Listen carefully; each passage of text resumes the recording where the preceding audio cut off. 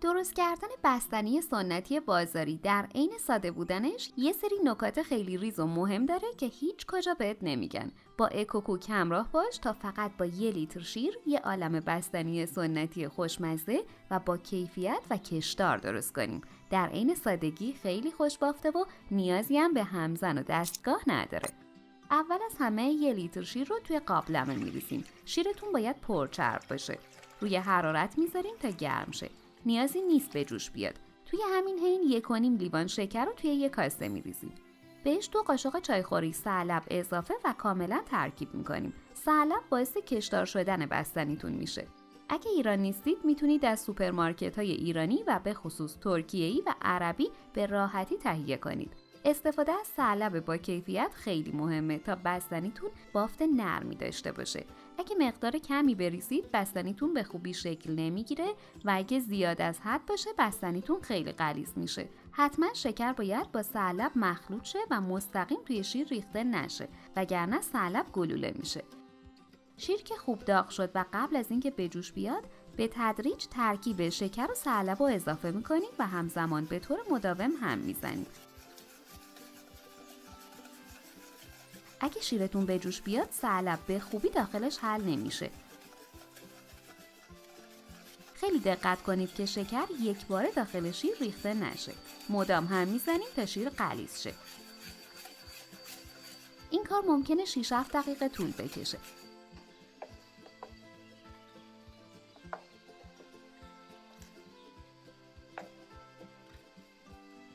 یه پاکت خامه لازم داریم. نصفش رو داخل 1 کیسه فریزر میریزیم و نازک و 1 دست پخشش میکنیم.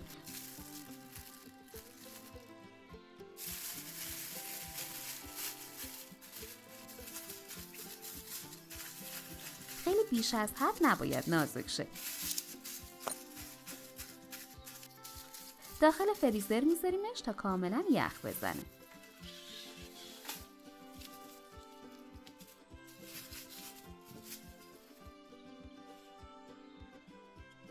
حالا شیرمون هم چند دقیقه جوشیده و همینطور که میبینید مقداری غلیظ شده. موقعی که به این صورت غلیظ شد باقی مونده خامه رو هم باید داخل شیر بریزیم.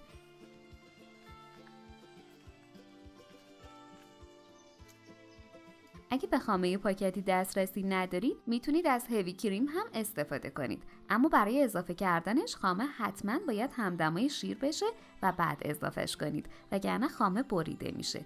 1 ملعقه از شیر رو بهش اضافه میکنیم و خوب هم میزنیم تا 1 دست بشه.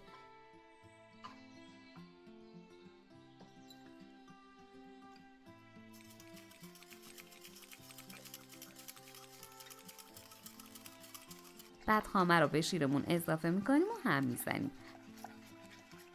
دوستان مقدار شکر و خامه رو اگه دوست داشتید میتونید کمتر هم بریزید، اما این مقدار ذکر شده باعث طعم بهتر بستنیتون میشه.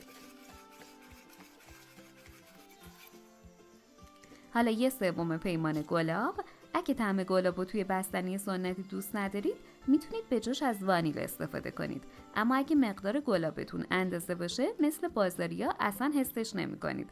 2 قاشق غذاخوری زعفرون دم کرده غلیظ هم بهش اضافه می‌کنیم و هم می‌زنید. سعی کنید از زعفرون با کیفیت استفاده کنید تا نتیجه بستنیتون هم خوش عطرتر شه. وقتی خوب 1 دست شد حرارت رو خاموش می‌کنیم. برای این بستنی بهتر از قالب استیل یا ظرف شیشه‌ای برای نگهداری و انجام مراحل بستنی استفاده کنید تا دما به خوبی منتقل و بستنی به طور یک نواخت منجمد بشه.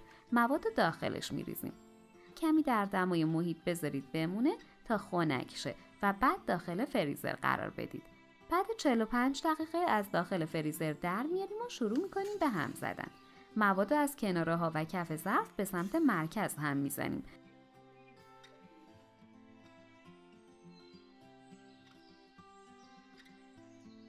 دیوارهای یخی رو با بقیه مواد کاملا 1 دست میکنیم.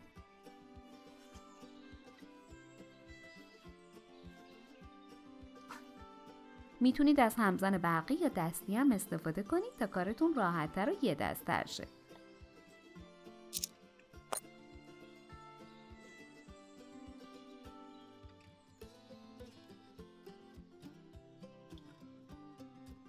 بعد که خوب یه دست شد دوباره داخل فریزر میذاریم. دوباره بعد 45 دقیقه خارج و باز همون کارو تکرار میکنیم. برای جلوگیری از جذب بوی مواد دیگه‌ای داخل فریزر بهتره هر بار روی ظرفو با سلفون بپوشونید.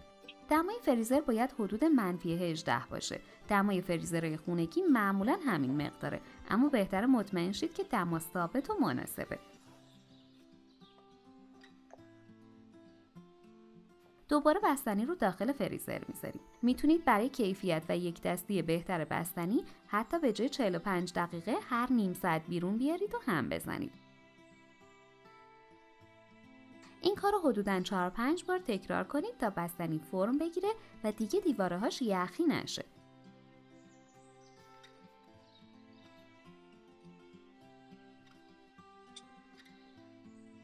توی همین حین خامه‌ای که گذاشته بودیم یخ بزنه رو بیرون میاریم و خردشون میکنیم.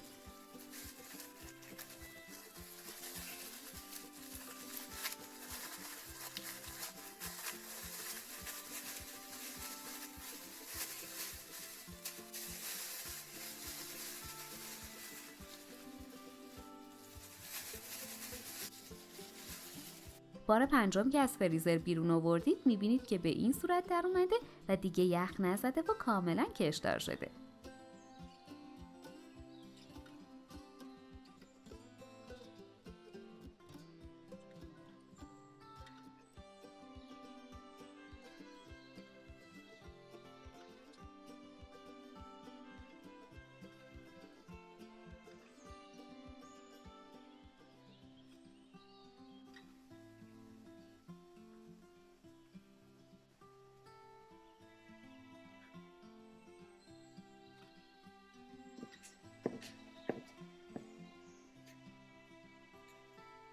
توی این مرحله خامه ها و مقدار دلخواهی از مغز پسته خرد یا درسته بدون نمک رو داخلش میریزیم. خوب هم میزنیم تا یه دست بشه. این بستنی هم میتونه به صورت نونی باشه و یا اینکه اسکوپ بزنید و داخل ظرف مورد نظرتون سرو کنید که هر دو مدل رو در ادامه میگم چجوری انجام بدید. این دفعه باید برای آخرین بار بذاریم بستنی یخ بزنه که هر چقدر این مدت زمان بیشتر باشه بستنیتون بهتر جا میافته و طعم و بافت بهتری هم پیدا میکنه. برای مدل نونی داخل یه ظرف کیسه پلاستیکی یا سلفونی پهن میکنیم و به اندازه ظرفمون نون بستنی برش میزنیم و داخلش قرار میدیم. بعد هم بستنی رو روش میریزیم و سطحش رو صاف میکنیم.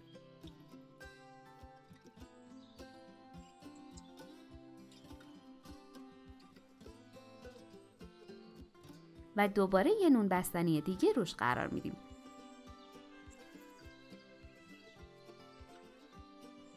بستنی رو به همین حالت داخل فریزر میذاریم. اگه نون بستنی هم ندارید مواد رو مستقیم توی یه ظرف دردار بریزید و داخل فریزر قرار بدید. من ظرف شیشه دردار نداشتم، پس شما اگه دارید حتما از جنس شیشه یا استیل استفاده کنید و دربش هم بذارید.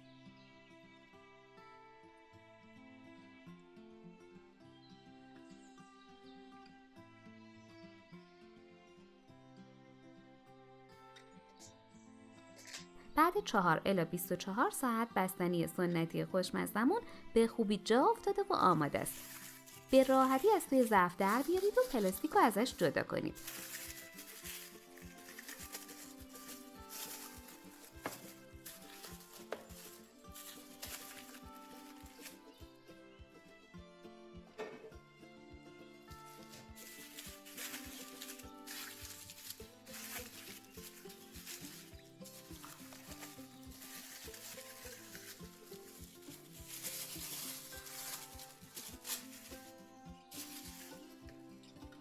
برای برش زدن راحت تر با چاقو بهتره کنار دستتون یه ظرف آب داغ بذارید. چاقو رو داخلش بذارید تا گرم شه و بعد با دستمال خشک کنید و به راحتی بستنی رو باهاش برش بزنید. هر برشی که میزنید این کار رو تکرار کنید. این نکته هم بگم که برای جلوگیری از تشکیل بلورهای یخی میتونید از مواد پایدار کننده طبیعی مثل گلوکوز استفاده کنید و اگه بستنی برای فروش تولید میکنید بهتره بخشی از شکر معمولی رو با شکر معکوس جایگزین کنید. برامون بنویسید آخرین باری که بستنی سنتی میل کردید کی بوده و بستنی های کجا رو بیشتر از همه دوست دارید.